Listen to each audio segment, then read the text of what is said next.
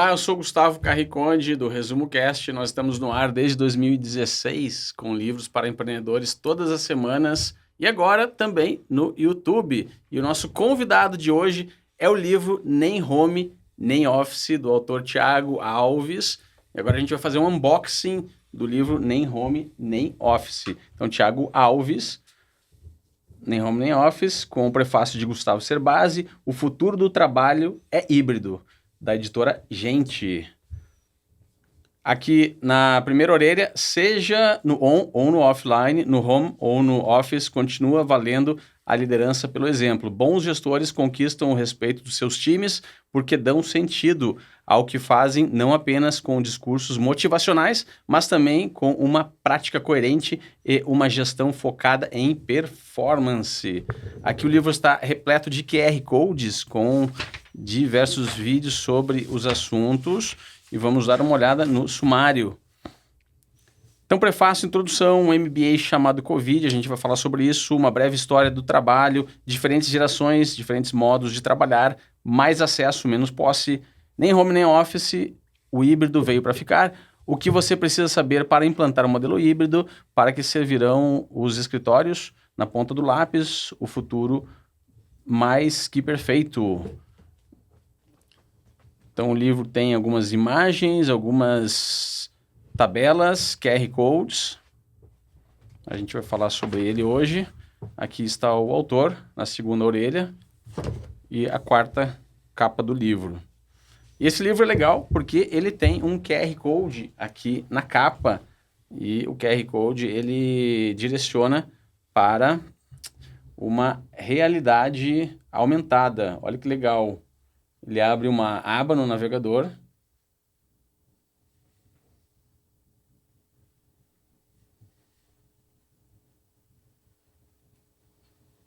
Carregando. Olá, eu sou o Thiago Alves. E aparece o autor apresentando o seu próprio livro. No Brasil, e estou aqui para te explicar rapidamente um pouco.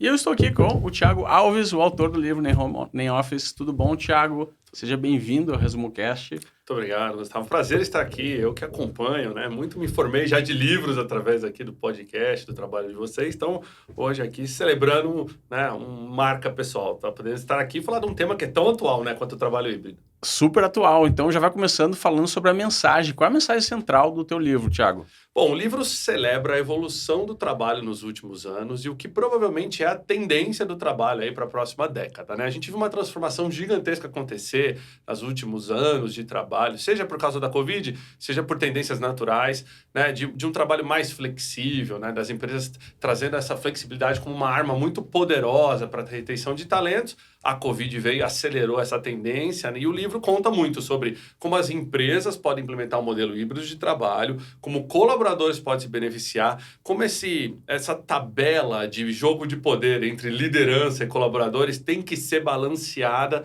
para que as pessoas possam ter o trabalho híbrido de verdade, né? Que não seja um trabalho híbrido somente dividir entre casa e escritório, mas nada muda, não. Muda tudo, muda o mindset, muda a cabeça do gestor, da liderança e também do colaborador. Então eu brinco muito assim que o trabalho híbrido não é sobre, né, e essa mensagem principal do livro não é sobre casa ou escritório. O trabalho híbrido é uma mudança assim de posicionamento da empresa perante seus clientes, perante seus colaboradores, né, e o futuro do trabalho. Só para vocês terem uma ideia, o livro levou algo em torno aí de 3 anos para ficar pronto, já vinha sido escrito antes da chegada da pandemia.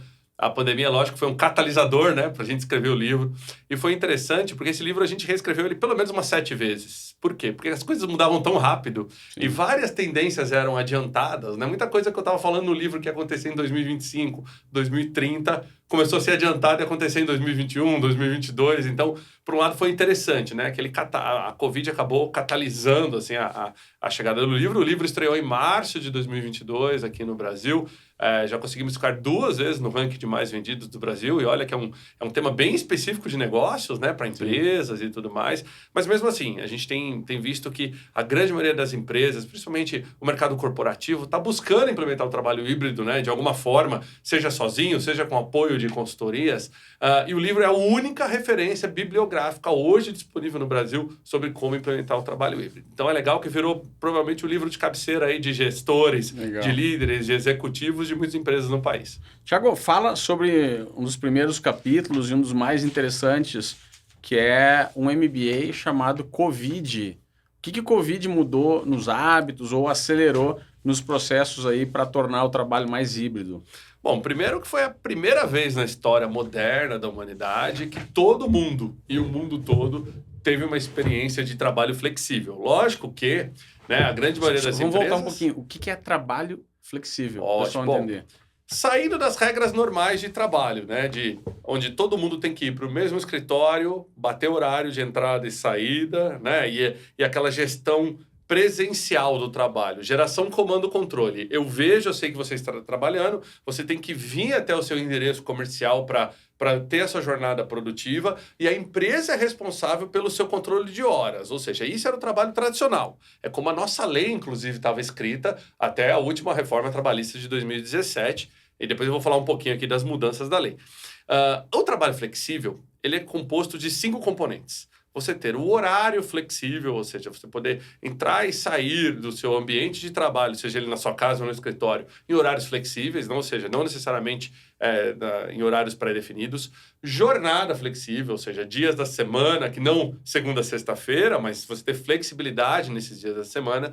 Localização flexível, seja casa, escritório, coworking, cafeteria, um shopping, ou seja, o local de trabalho ser flexível também. Aí você acaba tendo remuneração flexível, ou seja, se a hora é flexível, a jornada é flexível e o local é flexível, a remuneração também é flexível, ou seja, se eu trabalho mais, eu ganho mais, se eu trabalho menos, eu ganho menos. E se tudo isso virou flexível, como é que eu faço a gestão? Por performance. Eu deixo de fazer a gestão no modelo antigo, comando, controle, por horário, chegada, presença, passo a fazer a gestão por performance e o controle, né, por indicadores de performance. Esses são os componentes do trabalho flexível. A Covid, ela veio e trouxe todo mundo por igual, o mundo inteiro, né? Todos os países tiveram que implementar o distanciamento social como primeira ali arma, né, para tentar combater a pandemia.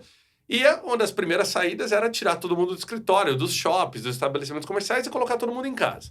Para as empresas, isso era chamada política de trabalho flexível. Só 1/4 das empresas tinham algum tipo de política de trabalho flexível antes da pandemia.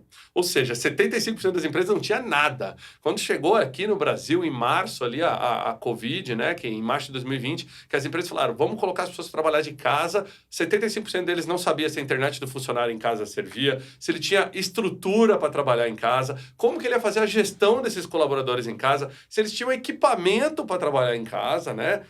Então, assim, foi realmente... Então, a Covid foi um MBA que ensinou os gestores a fazer esse checklist de coisas que são necessárias. A Covid, ela trouxe assim, a necessidade de todo mundo ter que implementar essa política de trabalho flexível da noite pro dia. Então, eu brinco muito com o pessoal, assim, por que foi uma MBA? O que a gente vê numa MBA tradicional? Né? Já fiz 2 na minha carreira, acredito no modelo de pós-graduação, apesar que eu acho que agora o mundo está migrando muito para essa questão de microtreinamentos, etc. Inclusive, em um dos capítulos do livro eu abordo isso, né? Sobre como vai ser o futuro mais que perfeito. Só que a MBA geralmente leva o quê? 2 anos para você assimilar conceitos de gestão. Por que a Covid foi uma MBA? Porque a gente teve muito menos de 2 anos. A gente teve provavelmente dias ou semanas para ter que assimilar de maneira rápida uma mudança drástica na forma como a gente faz gestão de colaboradores.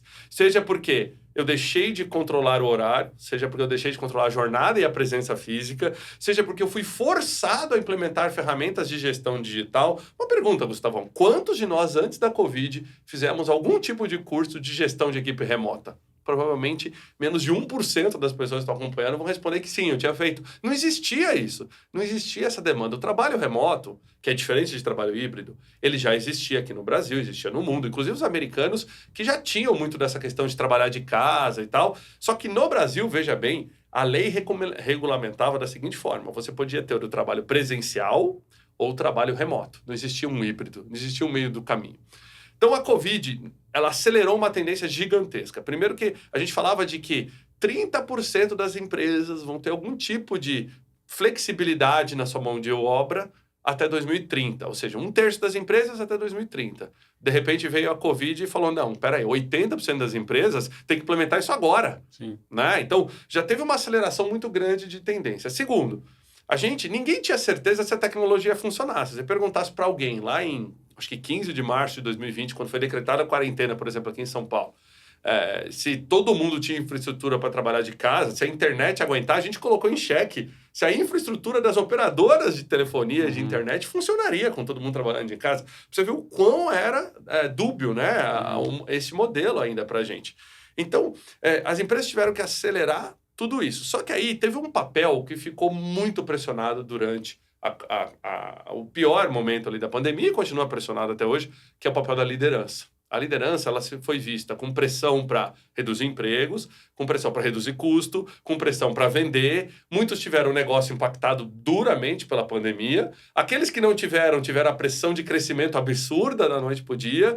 E uma liderança que teve que contar com uma equipe totalmente remota em curtíssimo prazo. Então, essa liderança foi colocada à prova. E tudo aquilo que ela aprendeu na MBA antiga, provavelmente ela usou parte, mas ela teve que se reaprender, se reinventar, e reaprender várias coisas durante esse processo. Então, foi uma MBA de curto prazo? Foi.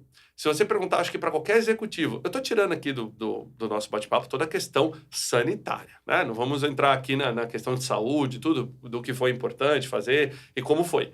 Mas tirando toda essa questão de saúde do lado, a pandemia ensinou muito a todos nós, né? Então, assim, eu tenho certeza que qualquer gestor hoje que passou pela pandemia e conseguiu sair da pandemia de alguma forma ou mais produtivo, ou olhando para as pessoas de maneira mais empática, ou olhando para os seus colaboradores não como uma geração comando-controle de presenteísmo, e sim como ativos humanos que não me interessa necessariamente onde eles estão para trabalhar, desde que eles sejam produtivos. Esse gestor ele vai concordar comigo que foi um dos maiores treinamentos que ele teve nos últimos anos. Ninguém conseguiria, nem uma faculdade conseguiria preparar ele tanto quanto a Covid preparou. É lógico que nem todos mercados pararam de pé. Agora, quantos mercados também não nasceram por causa da Covid? Então, essa transformação toda de mercado é o que a gente chama aí desse MBA chamado Covid-19. Legal. E você tem um capítulo do livro que fala sobre as diferentes gerações e como é que elas trabalham diferente. As gerações, existem gerações mais adequadas ou mais propensas ao trabalho remoto e outras menos? Sim. O que acontece? As gerações de trabalho é a astrologia socialmente aceita, né? Porque eu assumi que todo mundo que nasceu em determinado período se comporta igual nos ambientes de trabalho, né? É uma premissa muito forte. Mas se a gente voltar e pegar assim, as gerações mais antigas, que são as gerações que estão na liderança das empresas, em sua maioria, principalmente empresa familiar, as gerações ali que nasceram nos anos 60 e 70, são gerações que vêm do mundo analógico. Né? Elas viram a chegada dos computadores, elas viram a chegada da eletrônica, a chegada da internet, mas elas aprenderam a trabalhar em escritórios no mundo analógico. Entendi. Essa é a geração comando-controle. É uma geração que, se você falar para ela, fique em casa todo dia e trabalhe pro resto da vida na sua casa, ela vai falar, não, eu quero ver gente, eu fui acostumado minha vida inteira, meu cérebro, e no escritório eu trabalho, em casa eu descanso. Entendi. Aí vem a geração, né, X, que é uma geração ali já dos nascidos no final dos anos 70, dos anos 80, que é a geração que chegou no ambiente de trabalho mais ou menos nos anos 90. Ela viu a chegada dos computadores, viu a chegada da internet, mas ela também tem uma lembrança do mundo analógico, como é que era. Foi a geração que operou o fax. Né? Foi a geração que ia para o escritório muitas vezes para se comunicar por telex com outro país, né? Essa geração são pais hoje de adolescentes, são pais de pessoas que já estão no mercado de trabalho, então ela tem também essa referência. Também é uma geração ainda comando-controle. Essa geração foi ensinada, veja só, Gustavo, qual era o sucesso de vida nos anos 70? Se perguntasse para qualquer pai e mãe, ele ia falar para o filho nos anos 70, 80, o que é o sucesso de vida? Entra numa empresa, faz carreira, entra como estagiário, e fica quieto, faz carreira até um dia que você vai, né? Tá bem. E sair de empresa, trocar de emprego, era mal visto, né? É uma geração que olhava um currículo e falava o seguinte, mas você trocou de emprego 10 vezes nos últimos 10 anos, primeira impressão, você não para em emprego nenhum, não é bom. Então, assim, a gente tem que entender que isso era como o trabalho funcionava. Aí vem os millennials, quem chegou ali nos ambientes de trabalho basicamente na virada dos anos 2000. Então, a geração nascida no final dos anos 80, começando dos anos 90 e por aí vai, né? Até 2000, 2005. Os milênios já são diferentes, eles viveram essa transformação digital na hora que eles chegaram no ambiente de trabalho. Eles já chegaram no ambiente de trabalho com o e-mail, com a internet, né? O fax já saindo e por aí vai. Eu sempre uso o fax aqui como exemplo, que algumas pessoas se identificam rápido com ele. Mas é a geração que mais viveu a flexibilidade. Eles iam lá alugar uma fita numa locadora, esperava 3 semanas para ter um filme, rebobinavam um filme para devolver se não pagava a multa, e a mesma geração que nasceu o serviço de streaming, que se em 3 segundos não carregar, a gente acha que tem um problema no modem, vai lá, reseta. Agora, as outras gerações também viram nascer o serviço de streaming. Você disse que, então, essa última geração dos milênios são as que mais se adaptou e a dos milênios foi a que mais viu a mudança na chegada. Quando ela chegou nos ambientes de trabalho, estava acontecendo a mudança. Então ela foi... Não tinha um passado histórico presenciando outras realidades, é isso? Exato. Você imagina assim, uma liderança bem mais antiga, ela vai ter 30 anos de escritório contra 2 anos de trabalho remoto na cabeça. Então, assim, o que foi a formação de trabalho para ela? Hábito escritório. O cérebro dela foi condicionado para isso. Não que ela não esteja adepta a novas tecnologias, mas a gente sabe que quanto mais novo, mais nativo digital. Aí tem a chegada da geração Z, que já está aí há quase 5 anos no ambiente de trabalho. Os nascidos a partir dos anos 2000, que chegaram aí nos ambientes de trabalho em 2018 para frente.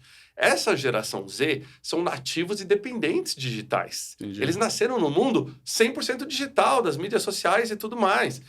A relação deles com o trabalho é totalmente diferente. Se eu perguntar hoje para os geração Z, vamos chamar de Gen Z aqui, né? A geração Z, você quer, quando formar o segundo colegial, né? Segundo grau, na verdade, ensino médio. Quando você formar o ensino médio, você quer fazer uma faculdade de 4 anos e depois trabalhar? Ou você prefere viajar o mundo por 1 ano, sem fazer faculdade, e depois fazer curso de especialização e entrar na sua área? Eu tenho certeza que mais da metade vai responder viajar o mundo. Que é uma coisa que, para os milênios, eu me considero milênio, né? Pelo ano que eu nasci e tudo. Para os milênios, a gente ainda vinha da geração de que o sucesso ainda era fazer primeiro a faculdade e tudo, mas tudo mudou. Sabe quanto tempo os baby boomers, né, a geração mais antiga do ambiente de trabalho, ficavam numa empresa? Em média, 30 anos. As empresas eram feitas, Gustavo, para passar de pai para filho. As empresas eram feitas para durar bastante. Hoje em dia, e principalmente por causa da Covid também, né, mas as empresas duram cada vez menos. Vamos pegar aqui, vamos pegar a região de São Paulo. Em 2018, a gente foi inundado pelos patinetes compartilhados. Onde estão os patinetes agora? Um negócio que talvez todos nós falamos vai ser revolucionário, vai durar o resto da vida. Durou menos de 3 anos. É lógico que a pandemia acelerou o fim disso, mas mesmo assim, né, já passou boa parte desse contágio mais grave e a gente ainda não viu a volta dos patinetes. Então, a geração Z, ela chega com outros drivers. Ela quer ficar no emprego 2 anos. Né? A média de um startupeiro, né, as pessoas que trabalham em startup, são 2 anos na empresa. Ela não quer o emprego CLT, ela quer o emprego por PJ, por job. Ela não quer necessariamente esperar 20, 30 anos de carreira para conquistar o seu sucesso profissional e depois se aposentar. Ela já quer ter um modelo mais ou menos de trabalho e férias, o workations, né? Que o pessoal e você fala. Diz que essa geração, ela se adapta melhor, então, ao estilo híbrido. Ao estilo de híbrido. Trabalho. Então, e o gestor, se ele tem essa geração no seu portfólio aí de recursos humanos, ele vai oferecer mais o estilo híbrido para esses e menos para outras gerações. O que acontece? Aí quando veio a necessidade, né, de sair do 100% casa, vamos começar, ensaiou-se uma volta presencial, vamos voltar em que modelo, etc e tal, os gestores se viram numa sinuca de bico, literalmente. Por quê? Tinha pessoas falando, não consigo trabalhar de casa, e tinha pessoas falando, não quero voltar para o escritório. Entendi. Tinha pessoas que se dão super bem com tecnologia para trabalhar de escritório, e tem pessoas que não conseguem trabalhar de casa, não porque não se dão mais bem com a tecnologia, mas porque não tem essa cultura. Tem pessoas que precisam, até como uma ajuda à própria gestão do seu tempo, precisam que alguém dê as diretrizes, né? Não, horário de começo, final. Tem uma geração no meio, Gustavão, que são os millennials, que é a geração que hoje é pai, que tem filhos 10 anos, 12 anos, 6 anos, que precisam dessa flexibilidade. Porque a pandemia trouxe a família mais para perto, nesse sentido, mas se tudo voltar igual como era antes, a gente vai perder de novo esse contato que foi tão importante, né, para o ser humano, né, para os pais, de estar mais próximos. Agora, também nem tudo são flores, né? Nem todo mundo tem uma estrutura boa para trabalhar de casa. O paulistano médio mora em 49 metros quadrados. Como é que eu vou assumir que em 49 metros quadrados você tem uma estrutura para ter uma cozinha, uma sala, os banheiros, os quartos, ainda vai ter um escritório? Né? As empresas gastam milhões de reais com desenvolvimento de mesa, cadeira, altura de regulagem dos braços, luminotécnica, para de repente estar tudo ok trabalhar de cima do colchão. Né? Quantas mães não tiveram sobrecarga materna durante o teletrabalho? Quais são os maiores problemas que você viu aí? Faz uma listagem do pessoal que vai trabalhar em casa. Sobrecarga materna, a mulher teve tripla jornada durante o trabalho remoto, tá? Tô falando só do remoto, o pessoal que trabalhou 100% de casa. Não tô falando do híbrido aqui ainda. Então, sobrecarga materna, saúde mental, vindo logo na sequência, as pessoas piraram trabalhando de casa, só de casa, sem ver gente. O ser humano, e eu tenho uma parte do livro que eu falo bastante sobre isso, o ser humano é comprovadamente um animal feito para o ambiente social. A gente interage, para isso que a gente desenvolveu comunicação, a gente fala, a gente escuta, né? Então nós sentimos falta dessa interação pessoal. O cafezinho de corredor, né? Chegar no ambiente de trabalho, sair, ter horário, ter regra. O ser humano precisa de regra também. Escritório é um lugar para ter regra, depois a gente vai falar de por que os escritórios, o que os escritórios vão entregar para frente. Mas o ser humano precisa disso. E a gente viu que saúde mental é importante. Desde 2021, o estresse e síndrome de burnout foram incluídos no programa de saúde ocupacional das empresas. Ou seja, um funcionário hoje, né, que foi diagnosticado com burnout, ele é afastado como doença do trabalho. A empresa tem que cuidar desse cara. Então já não dá mais para o chefe falar, não, tira umas férias, tenta melhorar a cabeça. Tira umas férias e vem para o escritório. E volta novo, né? Igual eu falaria antes. Isso não existe mais. Então, saúde mental foi um ponto. Outro ponto que pegou bastante, a chegada da LGPD, a Lei Geral de Proteção de Dados, que chegou enquanto estava todo mundo ainda em home office, e boa parte do que é feito em casa não necessariamente atende a LGPD. A LGPD tem uma série de controle de dados que as empresas têm que tomar cuidado. Um quarto fator que é muito importante, 61% das funções são ligadas ao espaço de trabalho físico. Não tem como ser feitas de casa. Então, por exemplo, se eu pegar as 10 profissões que mais empregam no Brasil, só 3 dessas profissões eu consigo desempenhar de casa, que é, por exemplo, o assistente administrativo, o vendedor, né? E mais alguma que eu não me lembro de cabeça. Mas se eu pegar... Programador, não? Não, ainda não é uma das que 10 mais empregam, mas com certeza o programador consegue trabalhar de casa. Mas das 10 mais que empregam, eu vou ter servente de obra, eu vou ter motorista de caminhão, eu vou ter recepcionista, eu vou ter segurança, eu vou ter auxiliar de pedreiro, eu vou ter auxiliar de serviços gerais, limpeza, eu vou ter empregada doméstica. Quantos desses trabalhos são passíveis de ser feitos de maneira remota? Então, assim, o home office, né, essa questão... Aliás, para quem não sabe, home office é um termo aportuguesado. Em inglês é work from home. Né? Home office é em português. Se você falar para um americano que você está trabalhando num home office, ele acha que você está trabalhando dentro de um armário, literalmente, né? A tradução na cabeça deles. Mas, de qualquer forma, é o termo que a gente usa aqui. Então, assim, para essas funções, né, não tem home office. Então, o home office ainda é para uma parcela, digamos, pequena da população que consegue trabalhar 100% remoto, que tem a estrutura para trabalhar de casa, que tem conectividade. O Brasil tem um abismo digital gigantesco. Só 20% dos brasileiros têm internet de qualidade em casa. Né?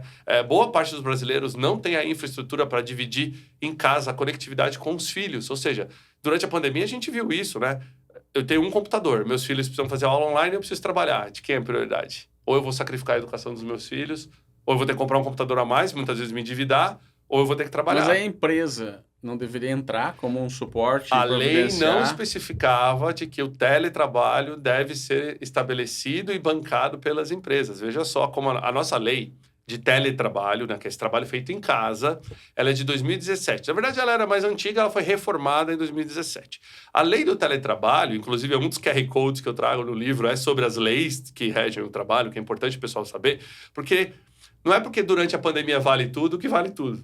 Né? A gente tem que saber que... Fala mais sobre isso. Existem regras. Né? Então, por exemplo, a lei do teletrabalho deixa claro de que o funcionário trabalha fora do escritório, onde a empresa não tem controle sobre as horas trabalhadas e a empresa também não tem obrigação em reembolsar as despesas domiciliares que ele tem por trabalhar de casa. Ou seja, se você tem custo de internet, se você teve que comprar uma mesa ou um computador, a lei não dizia, em 2017, de que a empresa deveria te pagar. Muitas empresas, durante a pandemia, foram sensíveis a esse tema e estruturaram a casa do colaborador. Mas mesmo assim, muitas vezes eles estruturaram a casa do colaborador para que ele exerça a sua atividade remunerada do trabalho. Não para todo o contexto que a pandemia trouxe. de ter os filhos ao mesmo tempo e tudo. Convenhamos, a gente pedia licença para entrar na casa das pessoas. Durante a pandemia, a gente normalizou a entrar, abrir uma câmera e tá tudo bem. E eu sei agora quantos filhos você tem, que cachorro você tem, como é que é teu quarto. Então, sim, mudou muita coisa, gente. E aí eu trago uma questão muito interessante no livro, que é o seguinte. Quando a gente implementou tudo isso, tiveram pessoas que viram que flexibilidade é muito importante. Aí quando ensaiou a primeira volta do espaço de trabalho, né, depois daquele abre e fecha foi, vamos voltar todo mundo. Não, ninguém começou a voltar. Aí de repente, não, então vamos voltar alguns dias por semana. Aí as pessoas começaram a ir, alguns tal. Aí de repente, tem um movimento gigantesco aqui que a gente precisa saber, que é o seguinte, nunca se pediu tanta demissão igual agora. Como é que pode? Exato. Inclusive, tem 2 termos que definem isso. A grande renúncia, né? Que é um termo que define o maior número de demissões já registrada na história moderna dos Estados Unidos, que foi em novembro de 2021. Ou seja, bem na reabertura de tudo que estava acontecendo, as empresas chegaram e falaram, a partir de amanhã volta todo mundo para o escritório. As pessoas falaram, não, eu conquistei uma flexibilidade que eu não quero jogar fora. Então, as pessoas entenderam o trabalho em casa como até um benefício que elas conquistaram, que elas receberam. Exato. Então, elas falaram, não vou voltar, eu vou arrumar outro emprego e vou sair. Esse foi um movimento lá de grande renúncia. Aqui no Brasil também aconteceu em proporções menores. Você tem uma ideia, chegaram a ter quase 6 milhões de pedidos de demissão nos Estados Unidos em novembro de 2021, a mais alta da série histórica, desde quando eles mediram isso. Olha que passaram várias crises econômicas nos últimos anos, aqui, lá, na bolha e todo mundo. Aqui no Brasil, esse movimento ganhou uma outra forma, né? Aqui a gente chama de quiet quitting. O que é isso? A demissão silenciosa. Como no Brasil a gente tem uma lei trabalhista e direitos trabalhistas muito maiores que nos Estados Unidos, aqui muitas vezes a pessoa não compensa pedir demissão. Então o que ela faz? O famoso, né? Usar um jargão aqui, o corpo mole. Ela fica no emprego, mas trabalha o mínimo possível. Trabalha o mínimo possível até ser mandada embora. Isso chama quiet quitting. Inclusive, foi matéria, semana passada, dos principais portais de veículo aqui no Brasil, sobre essa questão do quiet quitting, que está acontecendo bastante no Brasil, né? Essa demissão silenciosa. Por que isso está acontecendo? Simplesmente porque as pessoas querem trocar de emprego, mais flexibilidade, sentiram o peso de ter que voltar de maneira mandatória para os escritórios. Aí eu vou falar agora rapidamente de por que a liderança antiga que é a volta para os escritórios. Mas só para encerrar esse contexto aqui. Então, quando eu vou para o quiet quitting e a gente leva essa questão para a mesa, aqui no Brasil está acontecendo agora um movimento muito forte. Muito forte. Por quê? Desde o começo do ano, depois da onda da Omicron, muitas empresas falaram, agora eu volto. E aí as pessoas falaram, não, eu quero uma certa flexibilidade. Então, você tem que implementar algum modelo diferente. Como também o híbrido não tinha em nenhuma MBA, quantos de nós estudamos modelo híbrido de trabalho antes de 2020? Ninguém! Não era algo, né? Mas ele não tende a ser mais fácil? Muito híbrido, mais fácil, exato. Porque eu que faço a regra, trabalho a hora que eu quero. Desde que você delegue. Então, por exemplo, para implementar o modelo híbrido, primeiro você tem que ter várias questões. Então, você tem que ter uma questão que é a seguinte. Quem define a volta ao escritório e quando? É a liderança ou essa decisão é compartilhada com a base? Híbrido é quando trabalha um pouco em casa. Um pouco em casa, um pouco no escritório. Um pouco tem que, obrigatoriamente, prestar... Então, as contas do meu escritório. Eu fico em casa quando eu tenho que realizar uma atividade. Esse é o mundo ideal do híbrido, tá, gente? Eu fico em casa quando eu tenho que realizar uma atividade a qual não requer necessariamente trabalhar com outras pessoas presencialmente, receber um cliente de maneira presencial. O meu trabalho é muito mais digital. Eu vou interagir de maneira digital. Eu trabalho de casa. Em casa, eu não preciso necessariamente cumprir jornada, acordar às 8 e já está trabalhando 8h30. Por aí, mas não, eu vou fazer minha rotina de casa. Então, essa flexibilidade é importante. Tanto que as pessoas, quando trabalham em casa, ninguém se dá conta, a gente acha que é mais produtivo trabalhando em casa. As pessoas não se dão conta que você trabalha mais em casa. Vou te dar um exemplo. Antes, quando todo mundo ia para o escritório todo dia, você já tinha o seu horário de acordar, você contava com o horário do trânsito, você chegava no escritório, tomava um café, parava, fazia só 1 hora de almoço, no final do seu expediente, você ia embora para casa, já contou na hora do trânsito e tudo mais. Essa é a vida nas grandes cidades, principalmente. Quando você está trabalhando de casa, você acorda, mal se arruma, já começa a trabalhar. Você não faz as paradas de café, etc. Você não faz 1 hora de almoço. Você acaba trabalhando entre o almoço. E você não vai parar às 5, você não vai parar às 6. Se você tiver alguma coisa... Se o teu WhatsApp lá tocar 9h30 da noite com um tema importante, você vai abrir o computador e vai trabalhar. Então, as pessoas tiveram, principalmente no começo da pandemia, uma falsa impressão de que elas foram mais produtivas em casa, sem fazer a conta de que elas trabalharam mais horas. né? Eu sou um exemplo desse. Eu, quando trabalho de casa, impressionante, eu trabalho mais, muito mais. Dá algumas dicas para organizar o ambiente de trabalho em casa para ser produtivo. Bom, legal. A gente dedica até um capítulo bem bacana do livro, quando a gente fala assim, tá bom, se não é nem home nem office, né? O futuro é híbrido, quais são as dicas de produtividade para as pessoas? Então, primeira, só para contextualizar, quem está em casa tem que buscar fazer as atividades que você não precisaria estar no escritório para fazer, e vice-versa. Se eu tiver que ir para o escritório para ficar o dia inteiro em reunião virtual, estou errado. Agora, se eu ficar em casa para realizar atividades que eu precisaria estar no escritório, também está errado. Então, aí começa com esse ponto. Segundo ponto, a pessoa em casa, mesmo com jornada e horário flexível, precisa colocar o que a gente chama, né, de self-managed rules, né, de regras autogerenciáveis. Você tem que ter o seu horário de início e o seu horário de término. Você tem que respeitar suas horas de parada. Tem um gráfico bem legal, que inclusive eu trago em um dos QR Codes do livro, sobre como o nosso cérebro trabalha se você emendar uma reunião virtual seguida da outra, igual muitos de nós fazíamos ou fazem ainda. Por exemplo, eu tenho uma reunião às 8, umas 9, umas 10, umas 11. Aí eu paro, aí depois eu vou às 13, às 14, às 15, às 16, né? Marquei meu dia inteiro. Sim. Quando o mundo era analógico e as pessoas tinham 4 reuniões no dia, e se eu perguntasse para você, Gustavo, no final do dia, como é que foram suas reuniões, você ia lembrar qual reunião que era, com quem que você falou, aonde você estacionou o carro e qual foi o tema de qual reunião. Um dia que você fez 9 reuniões virtuais em casa, se eu te falar, me fala as 9 reuniões, provavelmente você não vai lembrar de todas. Porque o nosso cérebro ele se condiciona de maneira diferente quando a gente está trabalhando no digital. Tem uma coisa muito legal de você fazer pausas entre as reuniões, de pelo menos 5 minutos. Entre cada uma dessas reuniões.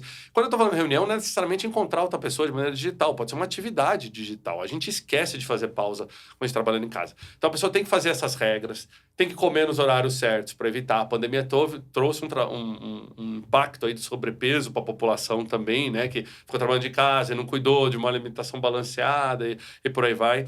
Agora, a pessoa também tem que ter cuidado, porque quando ela esteja trabalhando de casa, ela não seja o peixe fora d'água daqueles que estão no escritório. Aí, por isso que eu tava até falando. Então, assim, quem está em casa faz isso. E por que eu vou para o escritório, então? Né? Eu vou no escritório quando eu preciso.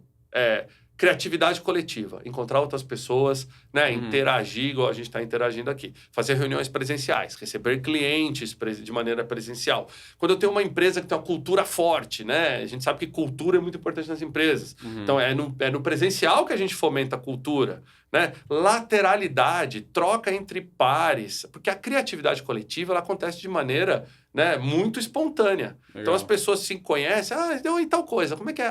Tal. E por aí vai. Quando eu estou no digital, você geralmente só fala com o seu chefe e com os seus subordinados. Você não fala na lateralidade. Isolado. Você fica isolado. Sim. E aí, por exemplo, se eu estou no escritório, por exemplo, hoje é dia de reunião presencial no escritório, e alguém decide trabalhar de casa, tem que tomar cuidado para que esse que esteja em casa não se sinta um peixe fora d'água daqueles que estão no escritório. Senão você vai acabar com 2 culturas diferentes. Sim. Muitas empresas implementaram um modelo híbrido que eu apelidei de TQQ, terça, quarta e quinta. Se eu perguntar para as pessoas, que dia que você quer trabalhar de casa? Todo mundo vai responder, sexta e segunda. Isso é normal. 91% das pessoas que eu pergunto falam isso. Então, o que acontece? Segunda e sexta os escritórios ficam vazios, terça, quarta e quinta parece o Lollapalooza de tanta gente no escritório. Não que não deixe de ser um híbrido. É um híbrido, é um começo. Esse é o famoso 60-40. 60% escritório, 40% casa.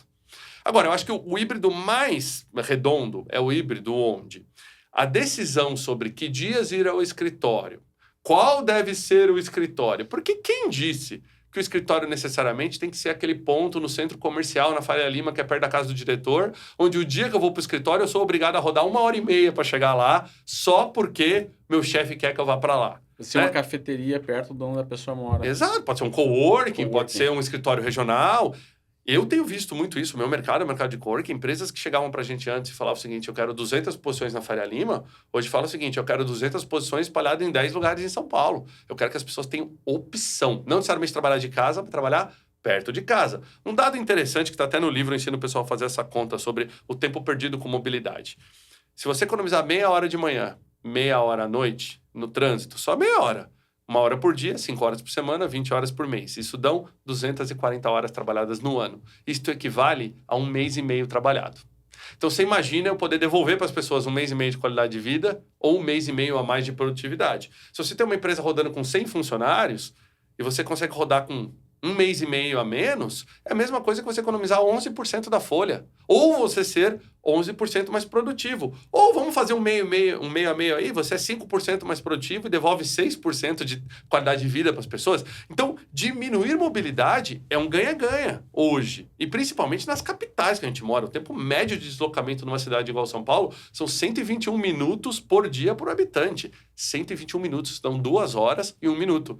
Pasmem, São Paulo não é a pior cidade do Brasil. Rio de Janeiro vem em primeiro lugar com 127 minutos.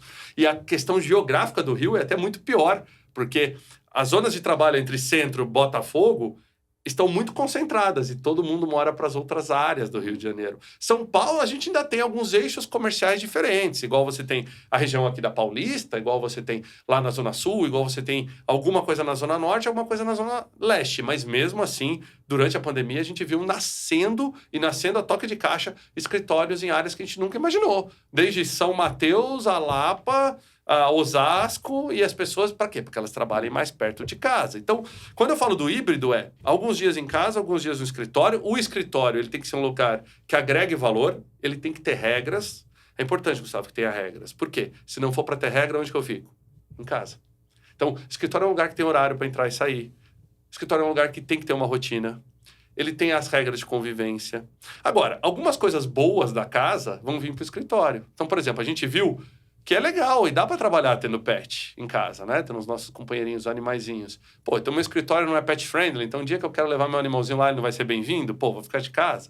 A gente viu, né? O pessoal, eu brinco muito assim, eu brinco que a gente tem os malucos das plantas, né? O pessoal gostou.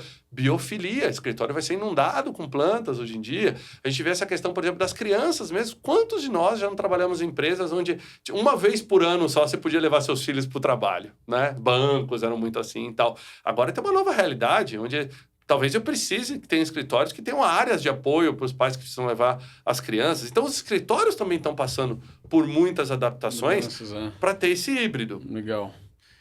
Thiago, fala sobre um assunto polêmico, o caso das empresas que pagam remuneração aos funcionários de acordo com o local que eles vivem do mundo. Ou seja, se a cidade ou local que eles moram tem um custo de vida menor, eles recebem menos. Você concorda com isso? Como é que está essa discussão? Na minha cabeça, eu acho que existe hoje um ponto de interrogação muito grande sobre métricas de pagamento relacionado à questão geográfica. Tá? Deixa eu te dar um exemplo. A nossa lei, né, ela foi atualizada recentemente, a gente está debaixo de uma medida provisória. Não, na verdade já foi aprovada, perdão. Em 25 de março desse ano foi lançada uma medida provisória do trabalho híbrido e que já foi aprovada na Câmara. Só falta a aprovação do Senado, mas provavelmente vai passar. E essa lei já permite a contratação por produtividade, intrajornada. Você pode ter as pessoas trabalhando de casa ou do escritório, sem você ter que definir um domicílio fixo de trabalho, que é como a lei dizia antes.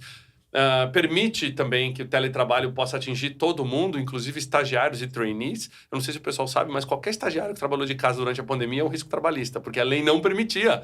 Não pode ser implementado até então teletrabalho para essas funções, olha só. Então, a lei deu uma modernizada muito boa, né? Eu contribuí bastante, eu fiz várias palestras aí durante todo esse período, tanto para o setor judiciário, quanto também para os legisladores que estavam trabalhando na lei, exatamente porque a única referência bibliográfica hoje em dia é o livro ainda, exatamente trazendo, olha, quais são as necessidades do trabalho híbrido. Então, existe hoje muita facilidade, mas ainda tem uma questão legal de que no Brasil, mesma função, na mesmo domicílio, ela tem que ser remunerada igual. Aí vamos pegar uma cidade igual São Paulo. O custo de vida de você morar, por exemplo, na Vila Mariana, é totalmente diferente de você morar, vou chutar qualquer bairro, ok, tá, gente? Não se apeguem ao nome do bairro, em Santa Amaro. Mas eu só posso sair de São Paulo. Morar em Guarulhos é 38% mais barato do que morar na capital.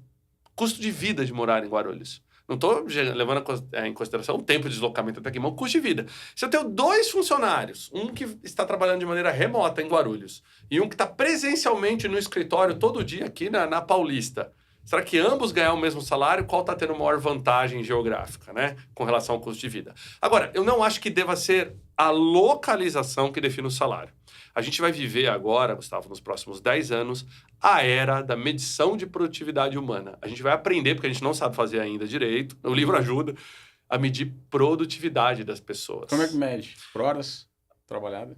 Essa é a geração comando-controle. OKRs. A Covid nos ensinou que você sentar 8 horas por dia numa cadeira em frente ao computador não define sua produtividade. Produtividade é entrega. São indicadores-chave de performance. Algum deles podem estar relacionados à carga horária, com certeza. Como é que eu vou medir a produtividade de, por exemplo, um posto de recepção, se ele tem horário para entrar e horário para sair? Então, a hora, com certeza, é um dos indicadores. Mas será que eu não posso avançar mais do que só o horário? Será que o fato de uma recepcionista estar todo dia no horário certinho significa que ela fez um bom trabalho? O que seria uma entrega para uma posição de recepcionista? Uai, quantidade de usuários, hora que ela consegue cadastrar. Eu posso pegar um NPS, né? Um Promoter Score para definir para a audiência, né? Uma pontuação de pessoas que se sentiram bem atendidos por aquela recepcionista, que vão avaliar ela bem e recomendar aquele prédio. Será que a pontuação do prédio não deveria ser um score, né? Um KPI dessa recepcionista? Será que em algum momento, quanto mais produtiva for a recepcionista, eu não repenso quantas pessoas eu preciso ter numa recepção? Mas isso não existiu desde sempre, a necessidade de medir produtividade humana. Agora, obviamente, foi acentuado por causa do trabalho híbrido surgindo. A gente não consegue medir, tem que medir a distância.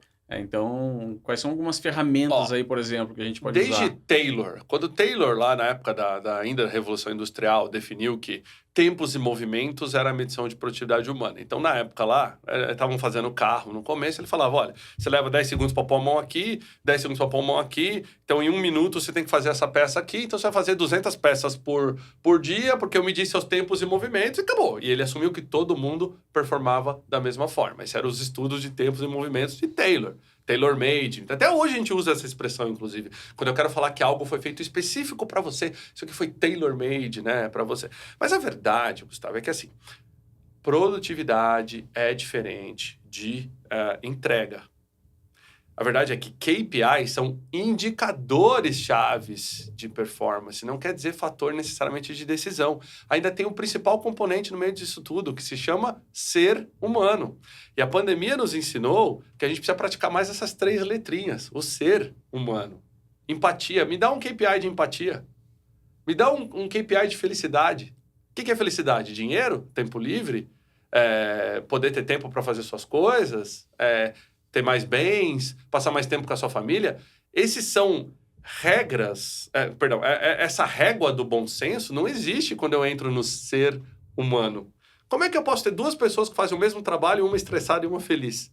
Então, você entende como é difícil implementar KPIs de performance quando o principal componente, quando a gente fala de trabalho híbrido, é o ser humano?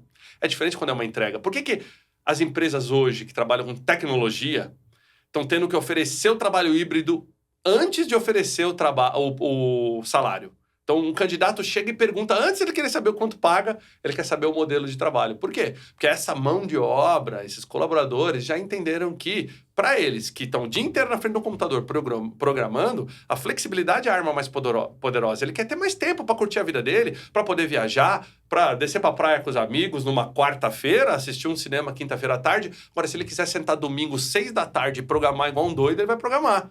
E no modelo anterior, ele teria que estar no escritório lá das 8 às 5, porque alguém definiu que ele tinha que estar no escritório para programar. Então, assim, essa geração está percebendo tanto valor nessa flexibilidade que está fazendo com que empresas repensem a oferta. Da noite para o dia, flexibilidade é uma arma extremamente poderosa. Tem até uma guerra de quem é mais flex hoje, né? Eu brinco com o pessoal que flex ou gasolina, né, fazendo uma paródia com os carros aqui, né, não é sobre casa e escritório. O modelo híbrido é o carro elétrico. É outra pegada. Então, é outro viés. Entendi. A gente viu recentemente uma grande montadora americana, né, acho que todo mundo ficou sabendo, né, o Elon Musk falou, eu quero todo mundo de volta no escritório dia tal. No mesmo dia, Microsoft e outras empresas de tecnologia falaram, olha, se você trabalha para a empresa tal e não está feliz em voltar para o escritório, eu tenho vaga aberta para o modelo híbrido. E virou uma guerra de quem é mais flex. Então, assim, flexibilidade hoje é uma arma importante. As empresas estão repensando o seu uso de espaço de uma maneira que nunca pensaram antes. Muitos reduziram o espaço durante a pandemia, não tem mais aquela mesma metragem quadrada. E quando eu olho o design dos espaços hoje, os escritórios do futuro vão ser totalmente diferentes, né? Então, enquanto antes a gente fazia boa parte, mais da metade dos escritórios eram o quê? Áreas individuais. Depois a gente tinha 25% áreas colaborativas e os outros 25% amenidades, né? Agora não. 50% dos espaços são áreas colaborativas. Por quê? Se eu quero que a pessoa venha para o escritório para colaborar, não faz sentido eu trazer ele para o escritório para ele ficar o dia inteiro fechado numa sala.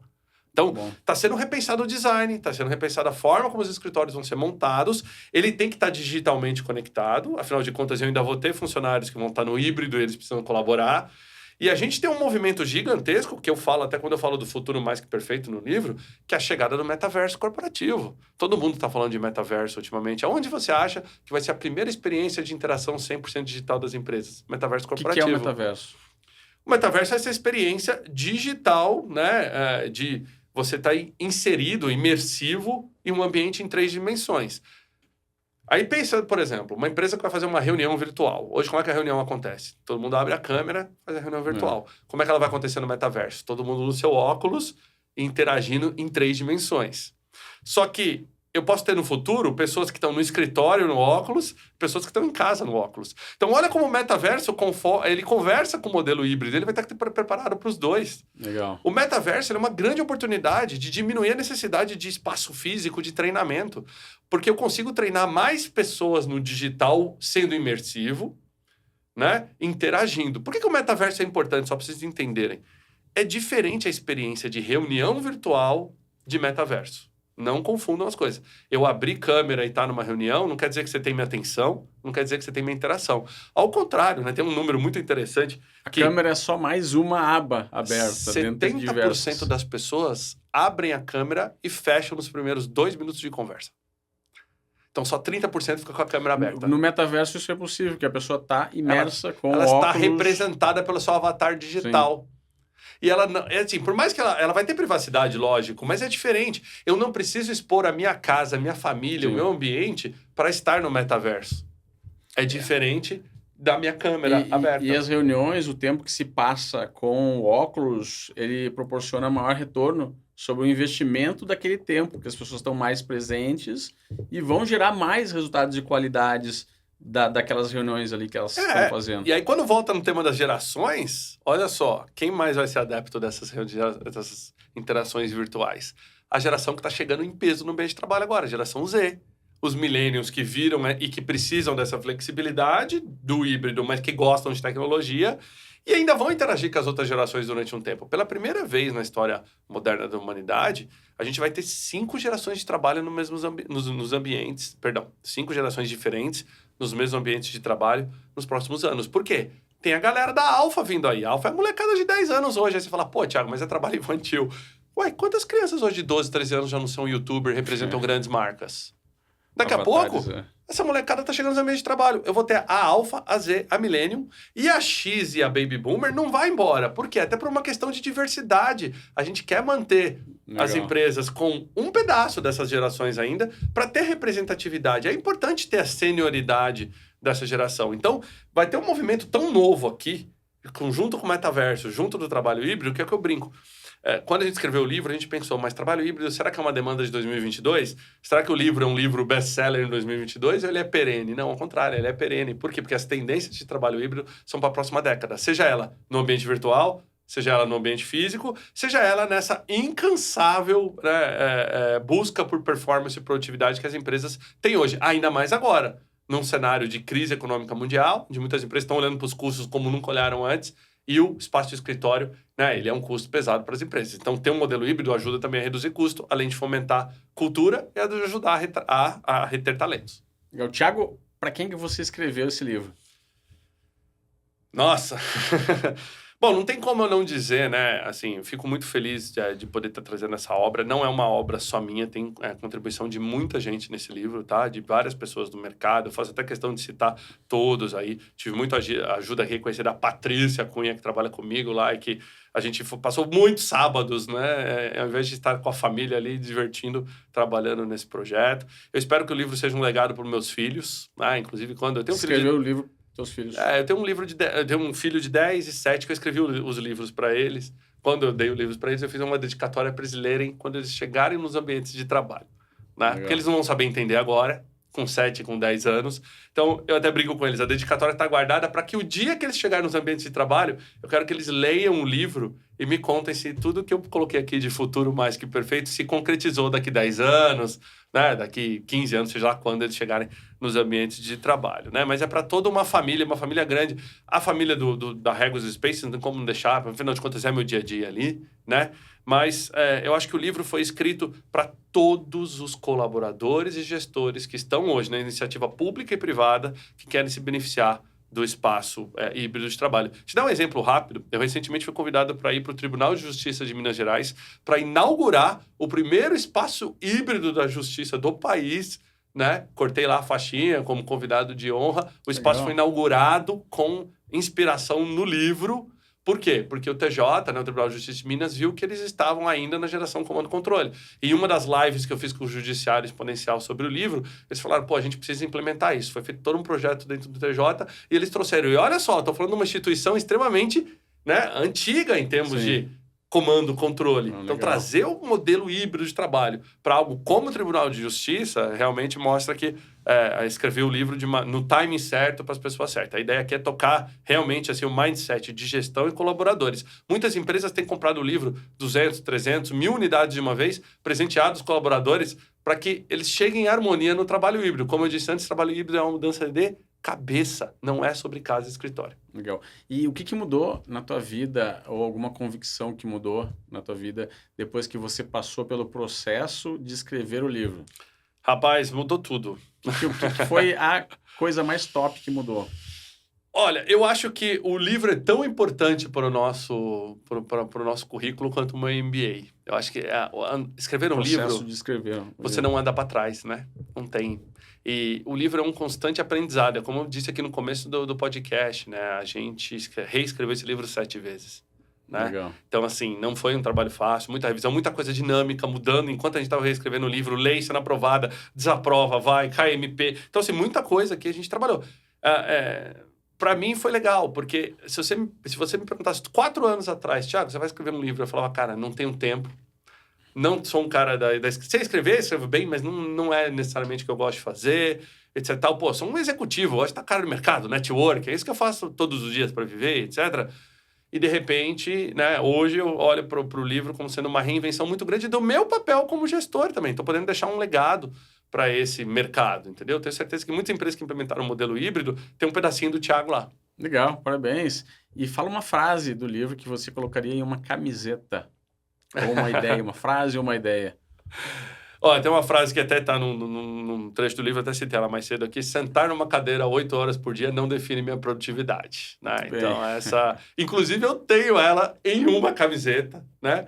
E junto com uma outra que, assim, mais uma reunião virtual que poderia ter sido um e-mail, né? Essa também é uma frase de camiseta que eu acho que soaria muito bem.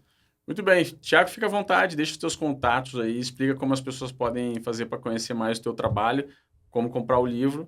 Fica à vontade aí. Ótimo. Bom, vocês podem me encontrar nas mídias sociais, Instagram, TikTok, LinkedIn, estou em todas, né? Como Thiago Alves, Thiago não tem H, tá, pessoal? Ou Thiago Olhês, que é um apelido que eu tenho aí, não me perguntem o porquê, mas é muito fácil de me encontrar nas mídias por Thiago Olhês. Queria dar uma dica, quem quiser comprar o livro também, além de estar em todas as grandes livrarias do país, na versão física, você também encontra na versão digital, tanto para Kindle quanto para Apple Books, né? Você consegue acompanhar o livro também na versão digital. O livro é atualizado quase toda semana nos conteúdos digitais. Então, tudo que sai novo de trabalho híbrido, eu tô lá jogando um pouco de informação aqui também nos canais digitais, tá, pessoal? E fiquem à vontade aí para me mandar dúvidas, perguntas, né? E também para quem quiser acompanhar algumas palestras que eu faço, algumas são abertas e eu sempre estou publicando lá, principalmente no LinkedIn, o pessoal consegue me encontrar bastante lá. Obrigado, Thiago. Obrigado a você que nos acompanhou aqui até agora, nesse mais um episódio do Resumo Cast sobre o livro Nem Home, Nem Office. Eu peço a sua ajuda também para curtir o canal do YouTube do Resumo Cast. Se inscreva no canal, ative o sininho para ativar as notificações e ser avisados dos próximos conteúdos. E não esqueça de fazer o seu comentário aqui nesse vídeo, dizendo qual é o próximo livro que você quer ver aqui no Resumo Cast. Muito obrigado, até a próxima.